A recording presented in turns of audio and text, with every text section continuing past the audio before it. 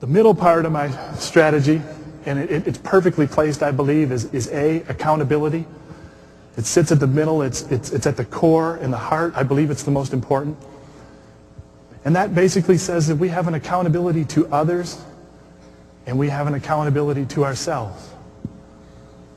First, our accountability to others. I like to look at it as our teammates in sports speak, but I don't look at it as just teammates in a baseball sense. I look at it as family members, as people we work with, bringing our best selves to each situation. I believe we have an obligation to do that, to try our best. You know, a major league clubhouse is a strange dynamic. Over 162 games, if you look around in a clubhouse, there's always somebody who's doing pretty well. And they've got the music up real loud. And then there's some people over here that aren't doing as well, and they're kind of grumpy a little bit. So it was always trying to build that right chemistry. And I had a teammate who was great at breaking through that sort of tension. How many people are from Southern California here? So you're familiar with Rex Hudler? Some of the announcing that he does on Angel games? Well, Rex was a great teammate. He was somebody who made a career basically out of his positive attitude and his enthusiasm. He used to walk into that clubhouse, he'd look around and he'd say, "What are you going to be today? Are you going to be a fountain or are you going to be a drain?" And I thought that was a great statement. You know, you could either be caught up in your own world and be a drain, or you could have your house in order enough to lift somebody else up and understand that the entire team's chemistry was the important thing. Rex had another story with that I went a long way towards his attitude and accountability.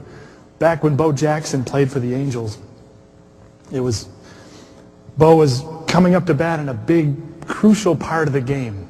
Couple men on, the Angels were down by 3 runs. Bo Jackson stepped up and hit a 3-run home run.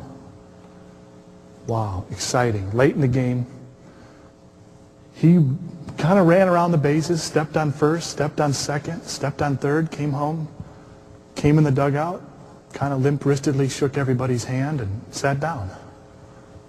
Well, you can imagine Rex. He was... Next day in stretching exercises, he looks over to Mark Langston, a teammate, and he says, "Mark, I can't believe Bo. He had a chance to pump our boys up there. He didn't do anything. He didn't show any emotion." Mark looked at Rex and said, "Well, why don't you go explain that to Bo?" So Rex said, "I will."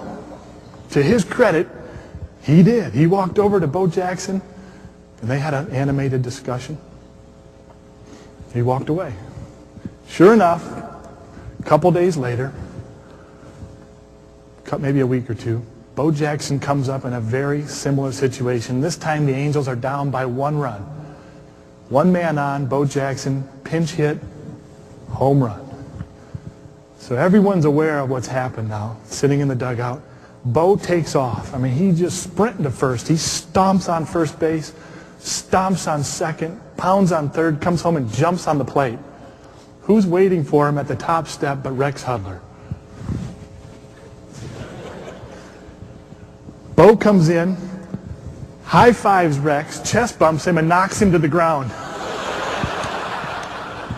Rex is laying in sunflower seeds, tobacco juice, Gatorade. He's got cups all around. He looks up at Bo and he goes, "That's what I'm talking about. That's the kind of enthusiasm we need."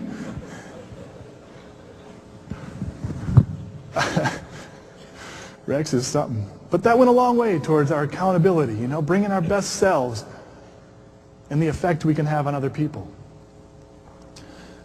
More importantly, I believe in accountability is our obligation to the abilities we've been given, no matter what they are. You know, we may have someone over here who's the most talented person in the room and someone over here who's the least talented, but I believe the obligation to make the most of those abilities is equal. One of the great joys of my career was playing in the beautiful ballparks all over the country. Fenway Park, Yankee Stadium, Toronto, Texas, Anaheim, all over. These fields are immaculate. They're perfect. You don't get a bad hop. The mounds are incredible. But many times, underneath those fields and in the hallways and tunnels of the stadiums is where the players hang out. And once my playing became known around the country, word got out of how I played, families started to come. People asked for meetings, moms and dads, and they would bring their kids. So I was just a baseball player, you know, but they'd bring kids facing challenges that I had never dreamed of. Birth defects and handicaps, different things, wanting to know advice, asking me what I would say.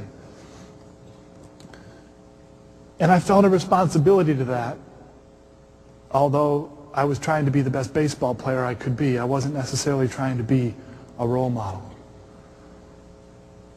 In the end, what I felt like was the most important thing I could pass on to these kids and to their parents was to try, to get in the game, take a risk, make the most of whatever abilities you've been given.